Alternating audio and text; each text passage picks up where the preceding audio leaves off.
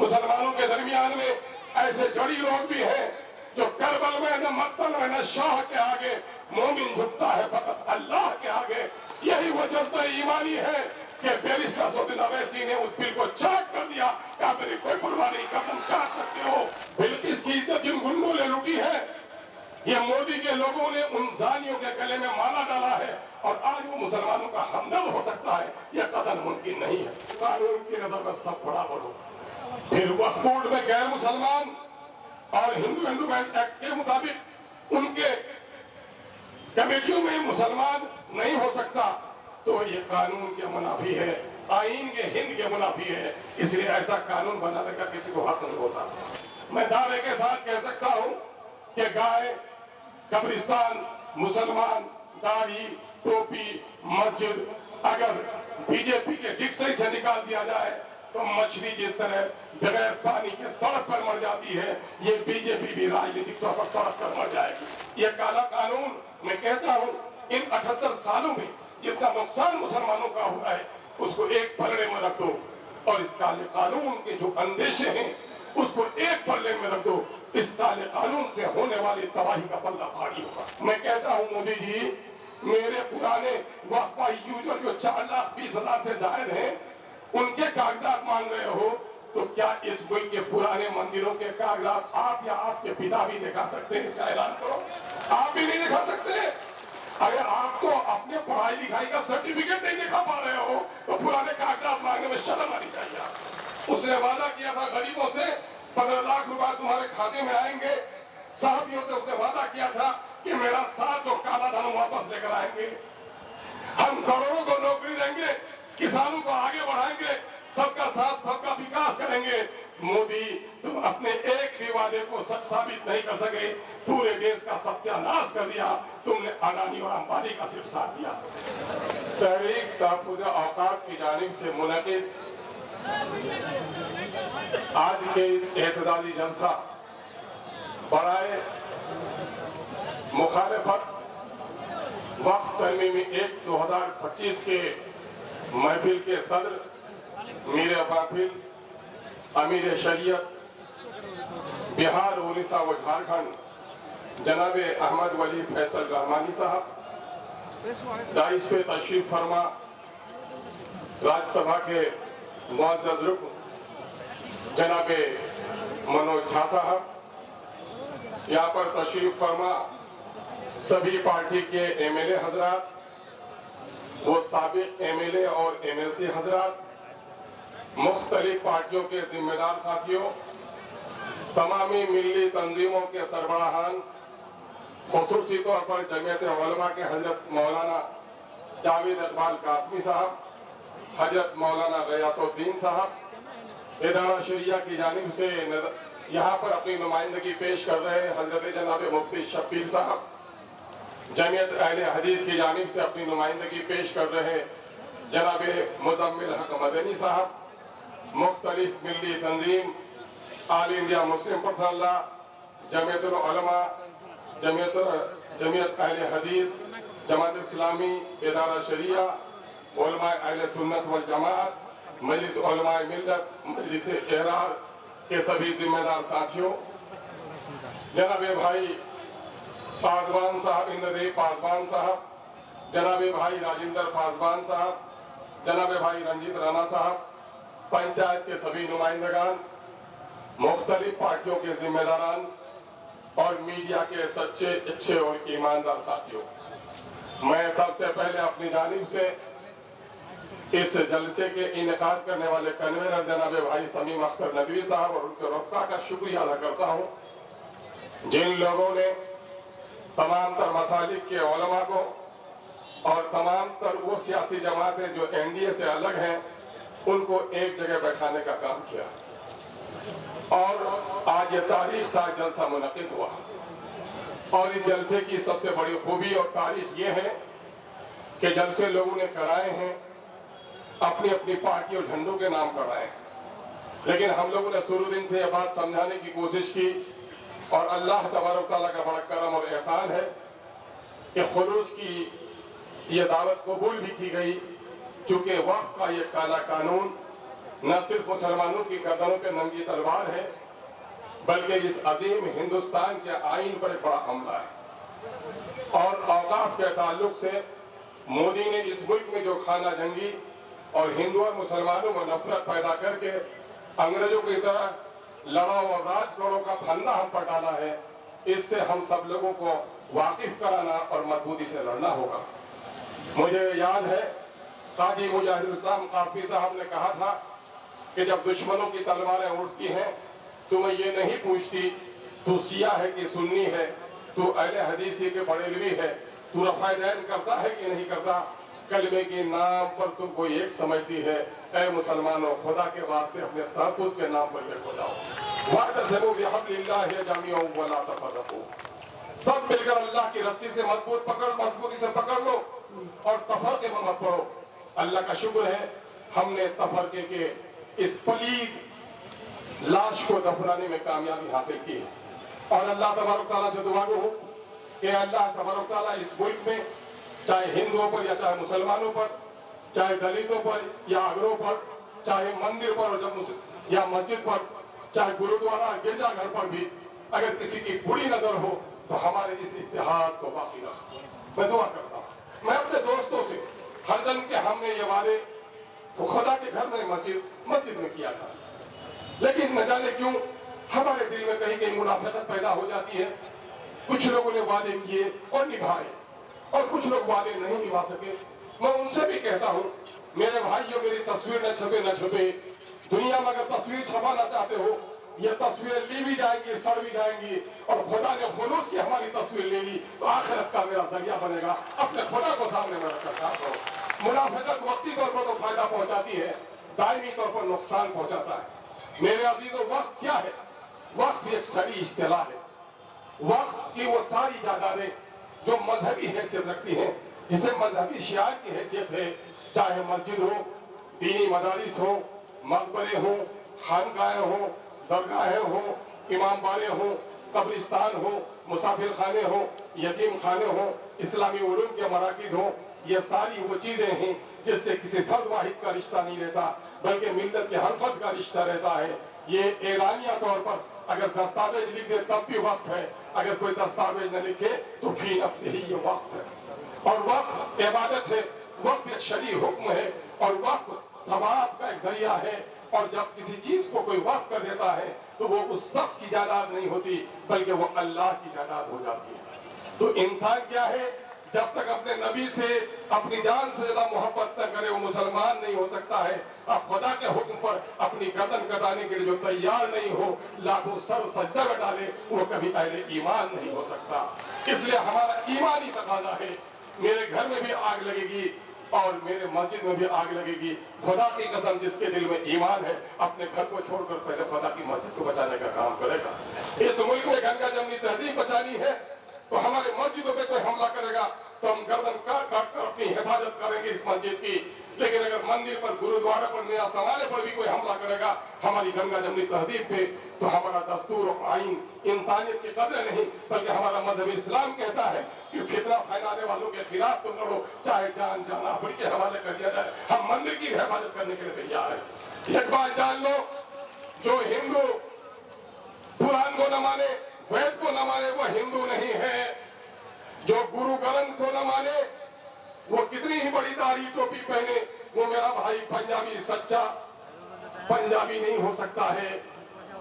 اگر کوئی بائبل کو نہیں مانے وہ عیسائی نہیں ہو سکتا، اور قرآن کو جو مسلمان نہ مانے، داڑھی ٹوپی پہ عمامت سب کچھ ہو سکتا ہے، وہ اہل ایمان نہیں ہو سکتا۔ ٹھیک اسی طرح سے اس دیش میں سب کچھ کرنے والا ہو، اس دیش کے کھیتوں کو جوتنے والا ہو، سرحدوں پر بندوق لے کر حفاظت کرنے والا ہو، پارلیمنٹ میں جا کر لوگوں کے مسائل کی بات کرنے والا ہو، لیکن دیش کے سنویدھان کو جو نہیں مانتا وہ سچا ہندوستانی کبھی نہیں ہو سکتا ہے۔ معاملہ صرف مسلمانوں کے وقت کا نہیں ہے، معاملہ آئین پر حملہ ہوا ہے۔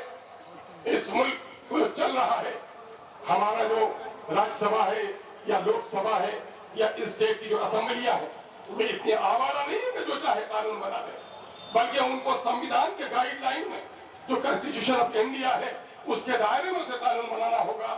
اس سنویدھان کے مطابق बराबरी का हक है। दफा 14 कहता है इक्वलिटी बिफोर लॉ, कानून की नजर में सब बराबर हो। फिर वक्फ बोर्ड में गैर मुसलमान और हिंदू एंडोमेंट एक्ट के मुताबिक उनके कमेटियों में मुसलमान नहीं हो सकता, तो ये कानून के मुनाफी है, आईन के हिंद के मुनाफी है। इसलिए ऐसा कानून बनाने का किसी को हक नहीं होता। ये मौका नहीं है कि पूरी वजाहत की जाए। दफा 19, 25, 26, 29, 30 जो मजहबी आजादी, मजहबी इदारों को चलाने की आजादी, जो अपने मन के मुताबिक, अपने मजहबी अकायद के मुताबिक इदारा चलाने की आजादी देता है, ये कानून उन तमाम चीजों को सब करता है। और मजहबी आजादी हमारा फंडामेंटल राइट है, और जब फंडामेंटल राइट पर हमला होगा तो कोई कानून नहीं बन सकता है। इसलिए काला कानून है। और मैं बता दूं, अगर ये काला कानून नाफिजुल अमल हो जाएगा तो क्या होगा? इससे पहले भी एनआरसी के कानून मुसलमानों को निशाने करके बनाए गए। चूंकि मोदी ने जो वादा किया था अपने वादे पे सच्चा नहीं रह सका। उसने वादा किया था गरीबों से 15 लाख रुपए तुम्हारे खाते में आएंगे। साहबियों से उसने वादा किया था कि मेरा साथ जो काला धन वापस लेकर आएंगे, हम करोड़ों को नौकरी देंगे, किसानों को आगे बढ़ाएंगे, सबका साथ सबका विकास करेंगे। मोदी तुम अपने एक भी वादे को सच साबित नहीं कर सके, पूरे देश का सत्यानाश कर दिया। तुमने अडानी और अंबानी का सिर्फ साथ दिया। करोड़ों नौजवानों को तुमने नौकरी नहीं दी, बल्कि तुमने पकौड़ी बेचने को नौकरी कहकर हमारे गरीबों का मजाक उड़ाया है। तुमने किसानों का भला नहीं किया है, और तुमने सिर्फ मजहब के नाम पर लोगों को लड़ाकर हुकूमत करने की नापाक कोशिश की है।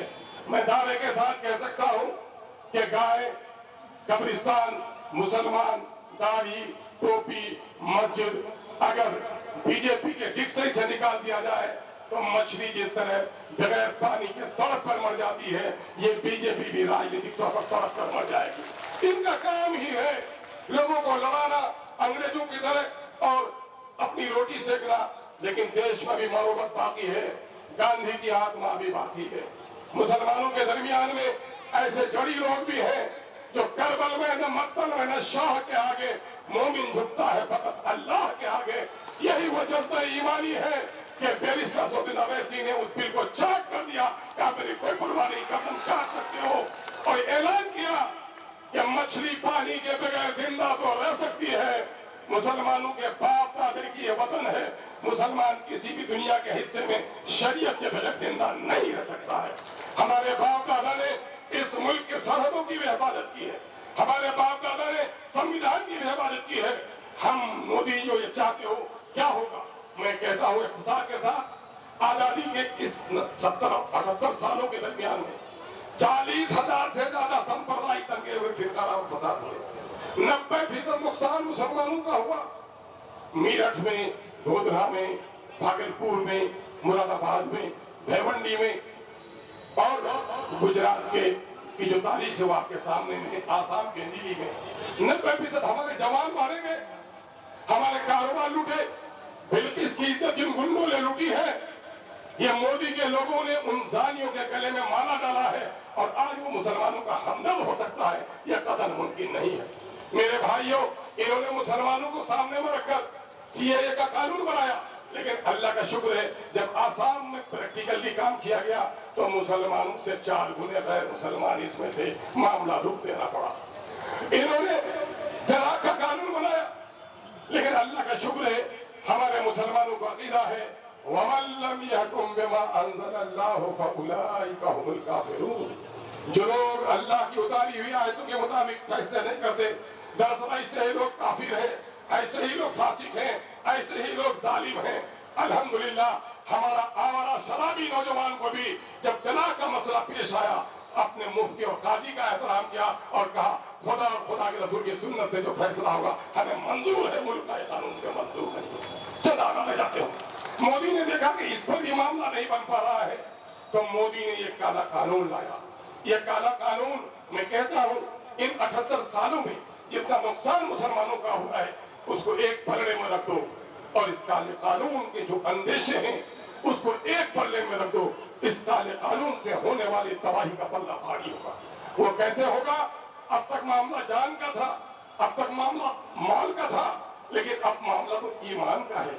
न जाने कितनी मस्जिदों में ताले लग जाएंगे। वक्फ बाई यूजर का मामला आज ये रजिस्ट्रेशन एक्ट आया अंग्रेजों के जमाने में। अभी मोदी के नाक के नीचे आप इंसियाज पे चलिए, दिल्ली में शाहीन बाग में जमीन बिकती है, रजिस्ट्री नहीं होती। जयपुर में जमीन बिकती है, रजिस्ट्री नहीं होती। एग्रीमेंट साइन होता है, वही हो जाता है। और ब्रिटिश इंडिया से पहले तो हिंदुस्तान में रजिस्ट्रेशन था ही नहीं। जो कह दिया राजा ने, जो कह दिया नवाब ने, वही कानून है।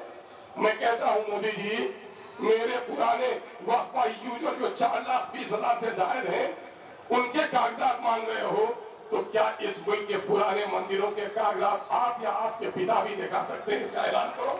आप भी नहीं दिखा सकते। अगर आप तो अपने पढ़ाई लिखाई का सर्टिफिकेट नहीं दिखा पा रहे हो, तो पुराने कागजात मांगने में शर्म आनी चाहिए। यही नहीं है, गुरुद्वारे हैं, गिरजाघर है, सबका एहतराम होना चाहिए। अब इससे होगा क्या दोस्तों, कि इसमें लिमिटेशन एक्ट का इतलाक होगा, यानी 12 साल तक किसी जमीन पर सरकारी पर कब्जा कीजिएगा तो वो नहीं होगा, लेकिन किसी प्राइवेट पर कब्जा कीजिएगा, ये दोगला कानून है, तो उसमें अदालत के बगैर आप उस जमीन को खाली नहीं कर सकते। और वक्त की जमीनों में बहुत सारे लोगों को तकलीफ होती है कि बेसबब जमीन पे जलजला नहीं आता, तहखार किसी की रूह तड़पती हो। वक्त की जमीन का भी हमारे कुछ बेईमान मुतवल्लिद ने गलत इस्तेमाल किया है, जिनको आज ये बहाना बना रहे हैं। लेकिन मोदी हम आपको इंतबाह करना चाहते हैं कि अल्लाह ने हम आपको शऊर दिया है, ये चंद बेईमान है जो मुतवल्ली हमारे, इसकी हैसियत खटमल मच्छर की तरह है, इसकी कीटाणु की तरह है। कीटाणु के डर से हम घर को आग नहीं लगाएंगे, जहरीली गैस के जरिए इनको मार डालेंगे, लेकिन अपने घर को बचाने का काम करेंगे। वह यह काला कानून हमारे घर को जलाने वाला कानून है, हम कतन कतन कतन इसकी इजाजत नहीं देंगे। और क्या होगा फिर कोई बहाना ला जाएगा। अभी मैं कह रहा हूँ, ये मुबारकबाद देता हूँ अजीजम मुजाहिद साहब को, देर से ही सही कम से कम इन्होंने ऐसी जमात जिसके मुंह में राम राम बगल में छुरी थी, छोटे भाई हैं, यकीन है कि मुझे 18 दिन में होश में आ गए थे, इनको 15 साल लगा, लेकिन जब जागा तब सवेरा। खोया हुआ भाई अगर कादो कीचड़ में भी लिपटा हुआ हो तो भाई को गले लगा लेना चाहिए। और आज जितनी ये पूरी उम्मत यहाँ पर खुश है, मैं कहता हूँ कि पहले भी आपने सड़क पुल पुलिया बनाया होगा, इतनी तालियां पीटी होंगी तो सियासी पार्टी में पीटी होगी। आज उम्मत मुसलमान के दीनदार लोग और इस मुल्क के सच्चे हिंदुस्तानी जो गैर मुस्लिम हैं, वो आपको इस्तकबाल देते हैं। इसका मतलब यह है कि सीमांचल के सरजमीन में बीजेपी को, उनके शरारत को किस कदर नापाक नजरों से देखा जाता है। मेरे भाइयों, एक आखिरी बात मैं कहकर गुजर जाऊंगा कि इससे नुकसान क्या होंगे। एक मस्जिद को टूटी है बाबरी मस्जिद तो भी रो रहे हैं, हर जन की न गवाही मिली, न कोई दस्तावेज मंदिर का मिला, न खुदाई में कोई कागजात मिले, लेकिन मंदिर हो गया और आपने मान लिया। अकाबिरीन ने कहा सबर कर लो, लेकिन ये काला कानून अगर नाफिज उल अमल हो गया, हजारों मस्जिदों में ताले लगेंगे, कब्रिस्तानों में गैरों का कब्जा होगा। मैं गया था कमेटी के लेकर, अभी पार्लियामेंट असेंबली कमेटी को लेकर नालंदा, नीतीश जी के बस्ती में 3 कब्रिस्तान के घेराव का फैसला है, लेकिन कब्रिस्तान की घेराबंदी नाजायज कब्जा है। ए नीतीश जी, आज जब 2000 का कानून के 100 साल में भी अगर वक्त की जमीन पर नाजायज कब्जा किसी का है उसको हटाया जाएगा, अभी वो है तो मेरे कब्रिस्तानों से हटा नहीं पा रहे हो तो कल हटा पाओगे, ये सफेद झूठ है। मैं वाकया बताता हूँ गया का आखिरी कि 2012 में गया के लोग मेरे पास आए और कहा कि साहब एक सवाल हमारा असेंबली में ला दीजिए। मैंने क्या सवाल है? क्या 75 डिसमिल का कब्रिस्तान या 78 डिसमिल का, 25 डिसमिल में स्कूल, 25 डिसमिल में तालाब और 25 डिसमिल में जो कब्रिस्तान बची उसमें हम अपने बच्चे को दफनाना चाह रहे थे, तो फिर का उन्हें दफनाने नहीं दिया। 24 घंटा तक लाश पड़ी रही। जब एसपी और डीएम ने पहल किया तब लाश को दफनाया और 3 दिनों तक पहरा करना पड़ा। ए नौजवानों, गाफिल न बैठो अंधेरी वो अपनी आशियानों में, तुम्हारी बर्बादियों की साजिश हो रही है आसमानों में। उठो, गौर करो, ये क्या होगा? ये आपको गैर मुस्लिमों को उस कब्रिस्तान पर कब्जा कराया जाएगा और एक पिटीशन जो कि अदालत में चले जाए। उसके बाद एक ऑर्डर आएगा कि जब तक झगड़ा तय नहीं होगा आपको कब्रिस्तान में किसी को मिट्टी नहीं देना है। ए मुसलमानों, दाढ़ी पर हमला, टोपी पर हमला, बेटी की आबरू पर हमला, हम पर चारों तरफ से खौफदारी कर ली गई है। वतन अपना है, परिंदों से उतना डर नहीं जितना इंसानों को इंसानों से डरना पड़ रहा है। मोदी ने वो खौफ तारीफ कर दी है। आओ वो सब मिलकर तय कर लो इस काले कानून के खिलाफ।